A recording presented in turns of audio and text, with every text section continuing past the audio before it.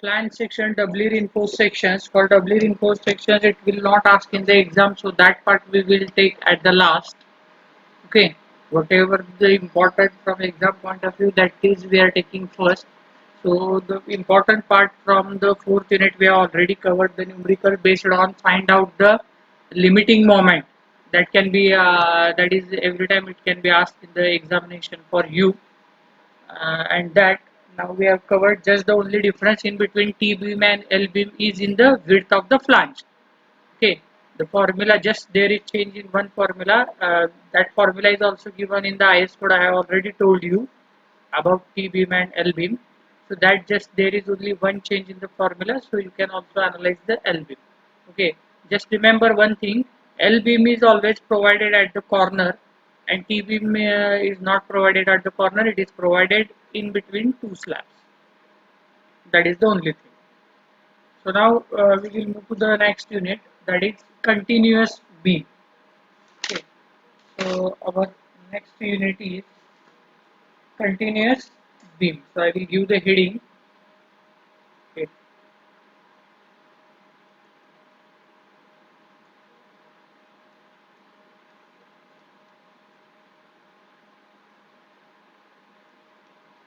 Continuous beam.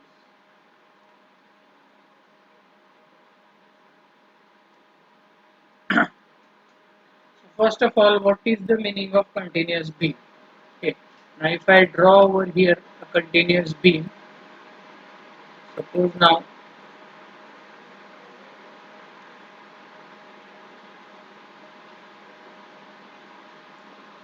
I am drawing here a continuous beam. This type of beam, the beam which is having more than two supports, or which is supported more than two supports, is called as continuous beam. Okay, so if I draw this type of beam,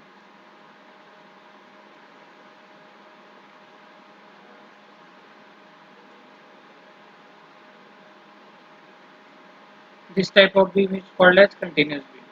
Okay,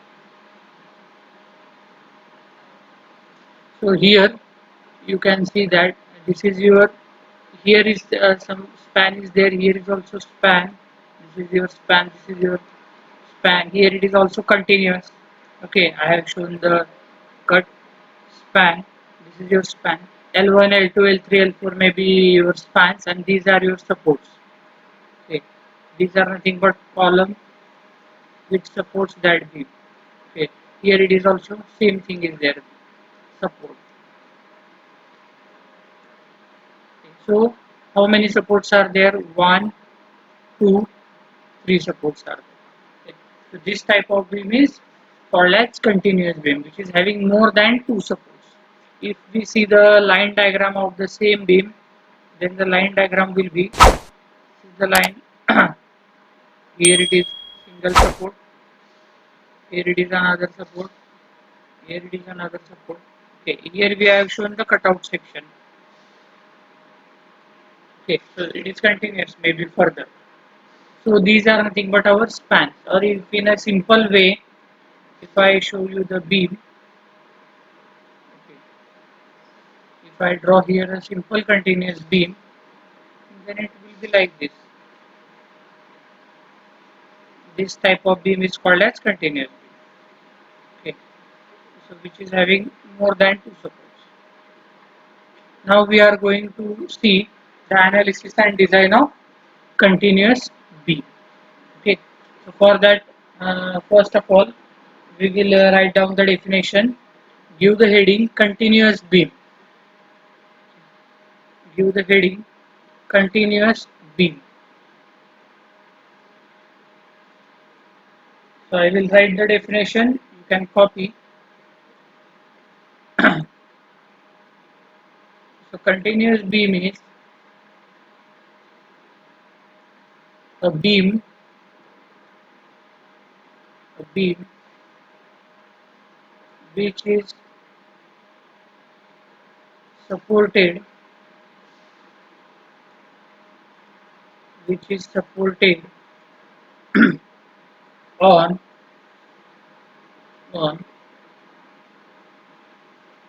more than two supports, more than two supports is known as is known as continuous beam, is known as continuous beam. Okay, is known as continuous beam.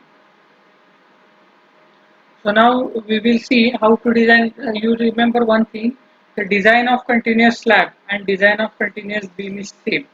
Okay, if you remember, while designing the continuous slab, we have used that table number 12 to find out the moment at different points. Now in the continuous beam also, same thing is happening.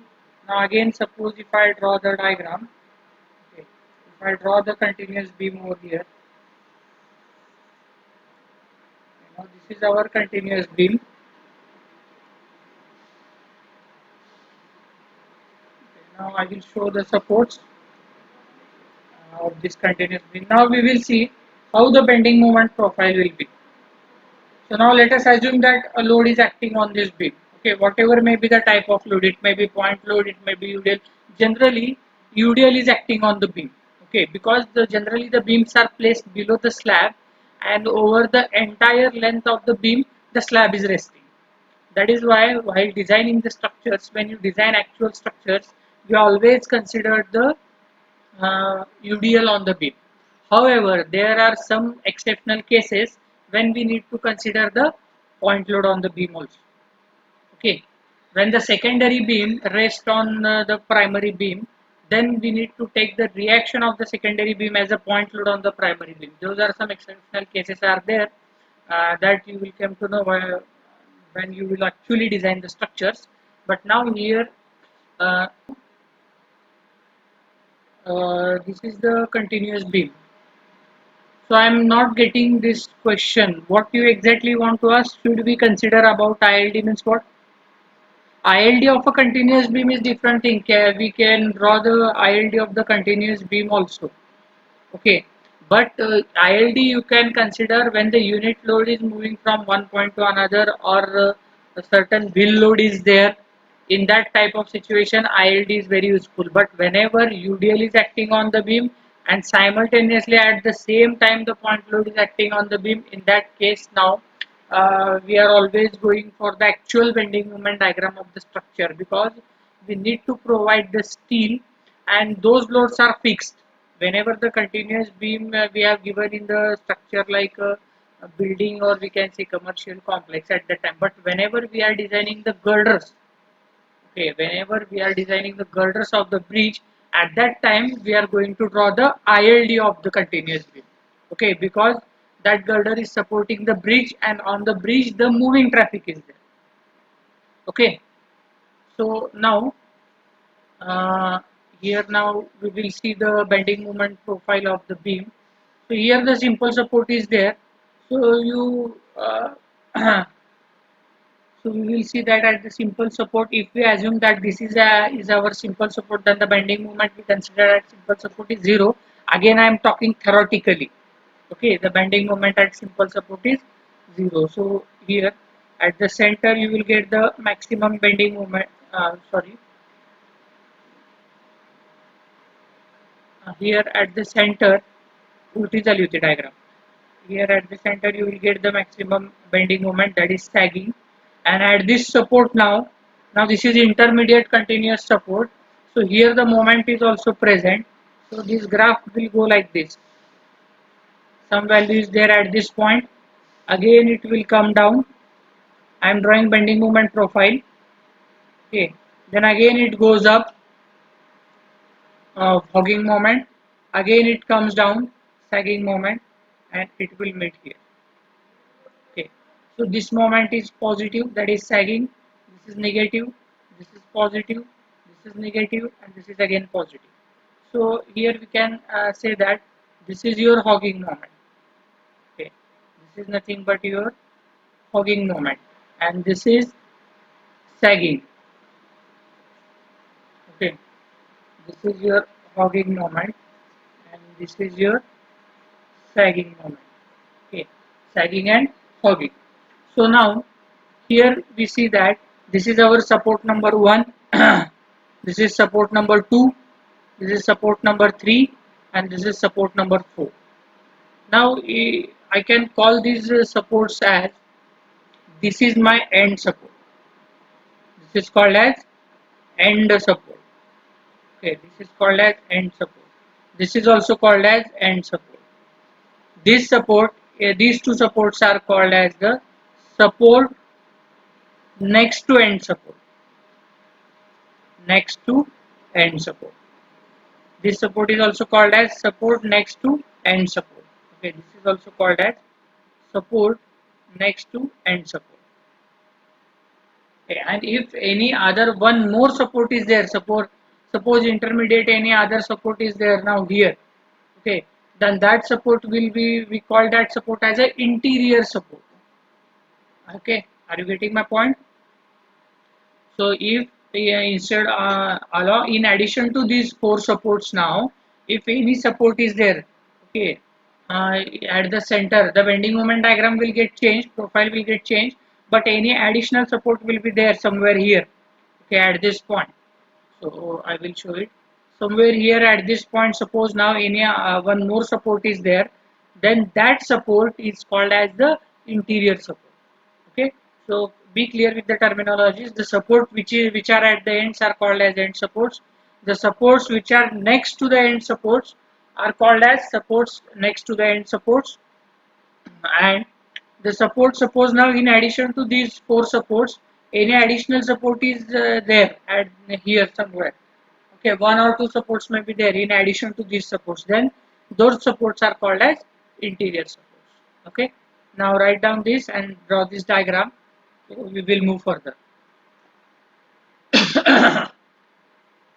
And let me know when you finish.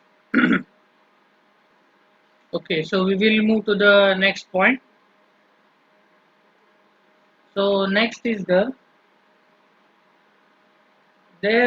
thumb rule used to calculate the depth of the continuous beam is the span to depth ratio. We will take it as a 10.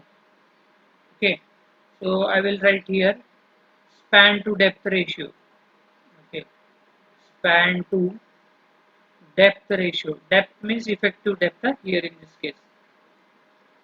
Span to depth ratio in the case of continuous beam. So the following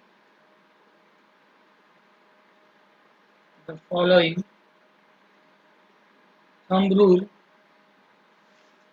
the following thumb rule is used while while calculating the depth of beam. So what is that thumb rule now? Thumb rule is span divided by d is equal to 10. Okay, so therefore your d is equal to, it is span divided by 10, where d is the effective depth of the beam, where d is the effective depth of the beam. Write down this. Okay, finished. So we will move to the next point now. Now we will start with the numerical, and while solving the numerical you will realize that this design is very easy and very easy to design the continuous beam. Okay, so now we will move to the numerical. Just only this thing, rest of the things we have already covered while we have designed the singly reinforced sections. So same thing you need to do here. You need to calculate the bending moment. Then for the maximum bending moment you are going to provide the steel in the along the length, and along the other direction you are going to provide the distribution steel. and after that we will check the shear, then check for deflection, and then check for development. Okay, same thing, the same pattern we are going to follow. So now the continuous beam, I will write the problem, you copy down the problem.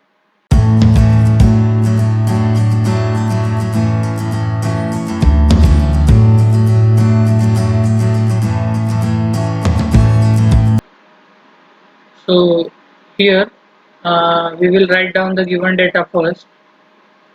Okay, so given data, what is given now? What they have given to us, that we will see first. Now what is given? Span is given as 6 meter. Okay, span is equal to 6 meter. Then FCK. So the value of FCK is given to us. FCK is 20 Newton per mm square. Then FY 415 MPa. Then dead load is 10 kilonewton per meter, and live load is also given to us, it is 12 kilonewton per meter. Okay, so this is the information they have given to us, and the important point is that this beam is a, here if you see, 3 span continuous beam. Okay, so this beam is a 3 span continuous beam, that we have to keep in our mind. So 3 spans are there. Okay, accordingly we need to draw the beam. So if I draw here, so on the next page I will draw the diagram. So here we can say, for a continuous beam, okay, so I can write here, for a continuous beam, what is the depth to span ratio? So for a continuous beam, continuous beam, so span to effective depth ratio, span divided by d is equal to 10. This is for the continuous beam. We are going to assume this. This is thumb rule. Okay, maybe 15 also, we can take here also 15. I think in the design of beam also I have told you this, a span to depth ratio we consider 10. Okay, so we can vary this ratio in between 10 to 15. If we think that we are getting very larger depth, then we can take this span to depth ratio as 15 also. Okay, while designing the structure. Now if it is over, I will switch to the next part. Here I will draw the beam. So 3 span continuous beam is there. So here suppose now if I draw the beam,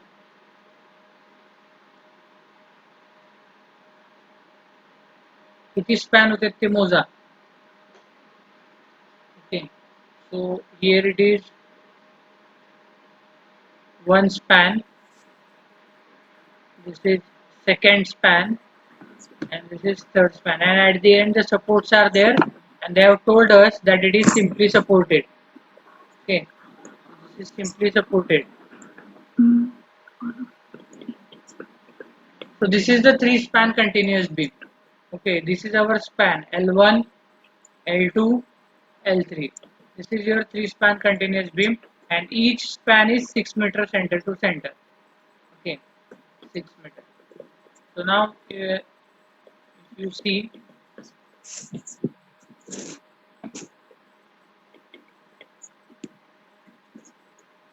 now the each span is 6 meter center to center. This is 6 meter. This is also same. The same span is given to us. They may give you different span. Okay. So this is the given problem. Now we need to design this beam. Okay. So our first step is finalize the depth of the beam. Okay. Finalize the depth of the beam. So you give the heading. If you want step wise, you give the heading. I am just telling you, I am going to write over here directly. So first is depth calculation.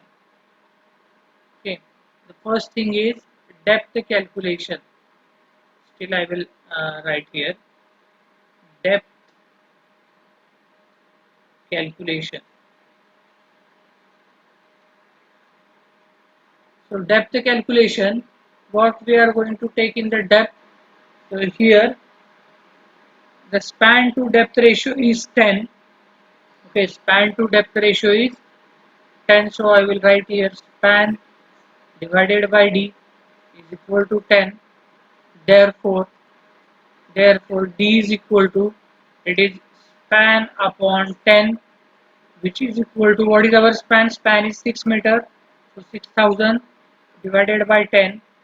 So therefore our small d works out to be 600 mm. Okay. So now effective depth is 600 mm. Okay. So now assume 30 mm clear cover for the beam and 20 mm bar diameter. As it is continuous beam, we will assume 20 mm bar diameter. Okay. So here assume we need to find out overall depth now. So assume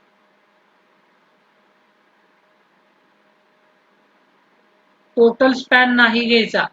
Okay, don't take as 6 plus 6 12, 12 plus 6 18. Don't consider in that way. You have to consider the single span. Okay, you have to consider the single span. And if the spans are different, now suppose this is given as 6 meter, the second span is of 4 meter, and third span is of 8 meter, then out of that you have to consider the maximum span over here. Okay, to calculate the depth. See, we don't consider the addition of all these three spans. If you add all these three, then it will become 18 meter. And if you take it is in mm, it will be 18,000 and your depth will be 1800 mm. So that much depth we are not going to provide. And the clause says that you take the specific span, a single span you should consider.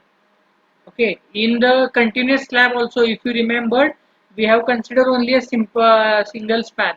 We have not gone for the addition of the all the spans. Okay, so now here,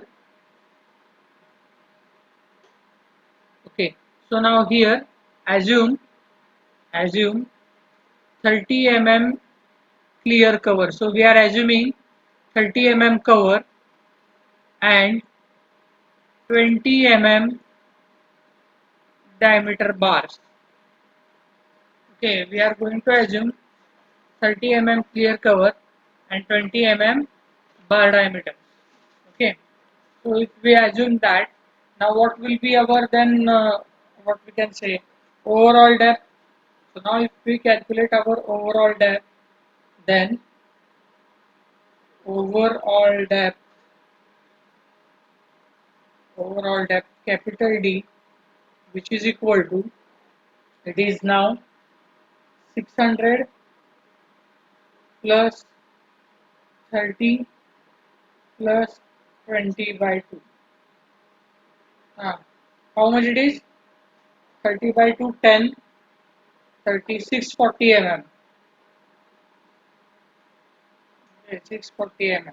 If you want, you can round up this depth to 650 or let it be 640, it doesn't matter.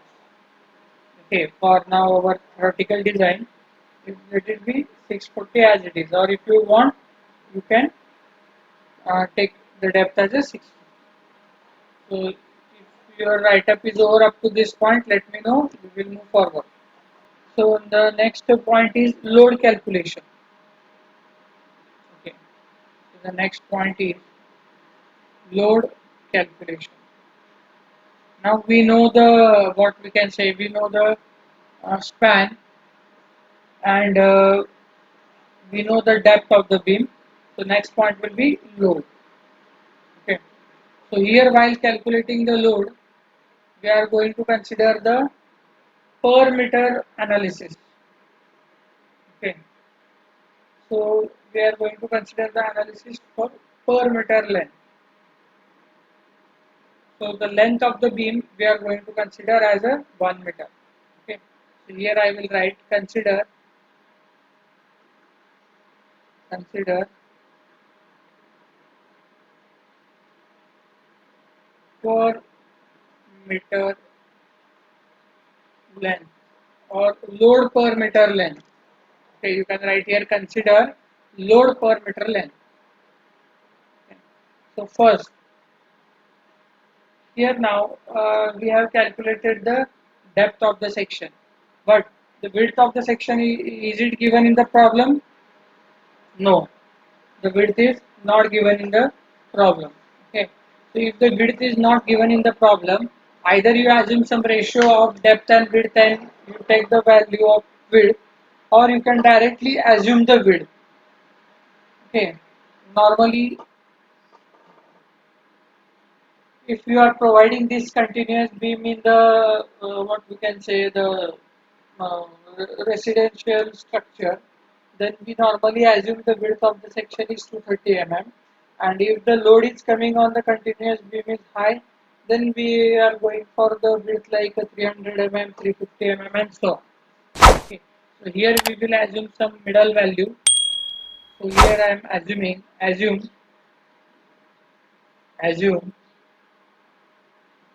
width width of section or width of beam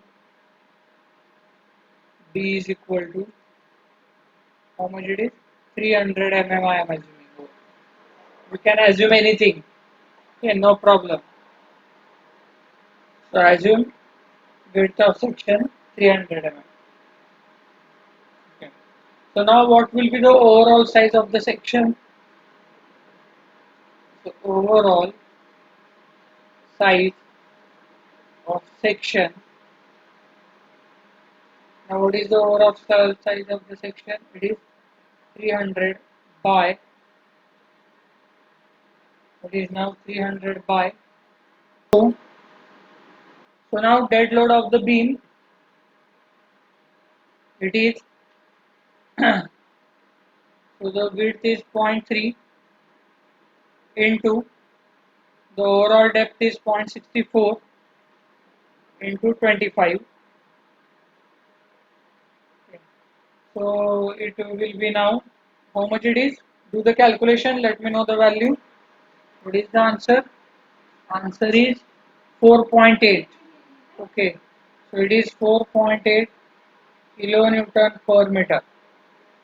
Now after the dead load here it is 4.875.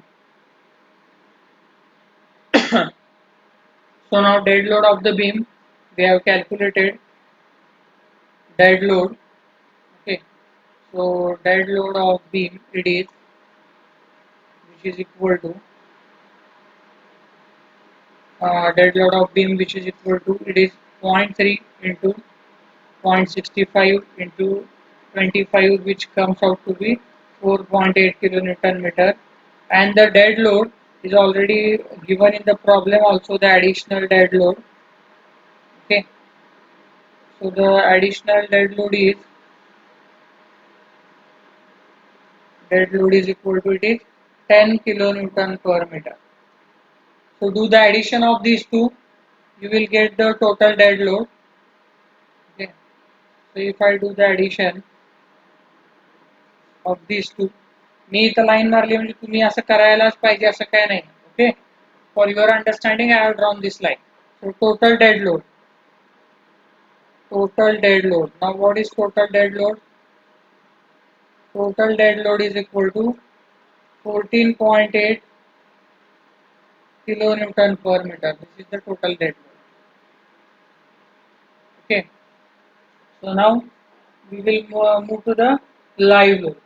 So after the calculation of total dead load, now we will calculate this what we can say uh, live load, factored dead load. So this total dead load, I will call this as a WD, and factored dead load or ultimate dead load, I will use the notation WU for ultimate.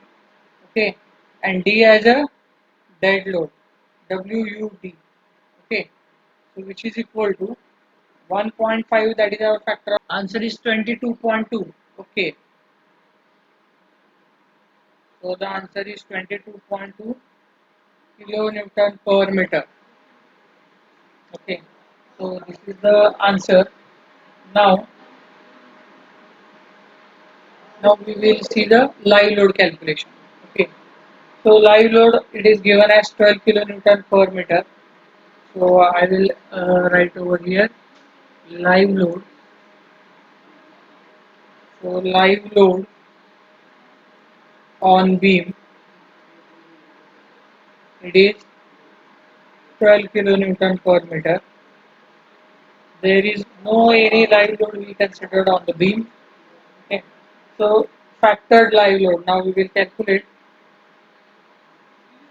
factored factored live load.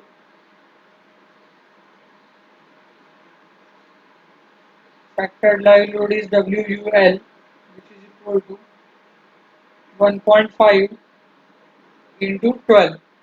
So what is the answer now? 1.5 into 12, 15 गुणिले 12 म्हणजे किती 180. So 18 kilonewton per meter. If I am not wrong, I am sure. Is it right? I will see. Okay, 18. 18 is the right answer. Okay, 18 kilonewton per meter. This is the factored live load. So now we have calculated both the live loads. So our WUD, that is factored dead load value, is 22.2 kilonewton per meter, and our factored live load value is 18 kilonewton per meter. Okay, so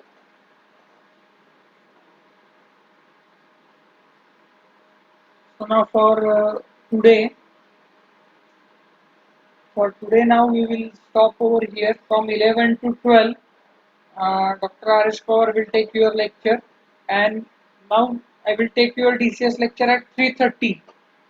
Okay, because of some meeting work now at 11. Now Dr. Arish Kaur will take the lecture of APC, and at 3:30 let us we will solve this remaining part of the problem at 3:30. We will take your, I am going to take your lecture from 3:30 to 4:30. To the chat box fast, and Sanjeevani, take the snapshot of the attendance also. Shared you the assignment one Google Sheet link. On that link only you upload your assignment. Similarly, I will upload the assignment link 2, 3, 4, and this is now our topic number 5 is going on. So you must complete everything up to the assignment 4. Okay. So up to assignment 4, I will share you the links, class test, and that class test 1. Now today or tomorrow I am going to close that link. So those who are remaining, upload your class test and see that as the last date is over, you will get the marks out of 9 yesterday if you solve. If today if you solve, you will get the marks out of 8 in the class test also and in the assignment also. In this way, your marks are going to be reduced. Even though if you attempt all the questions, you are getting 10 out of 10. Still, if you attempt it late, your marks will going to be decreased. Okay, so now with this note now I am closing here. I hope all of you have dropped your roll number into the chat box. Okay.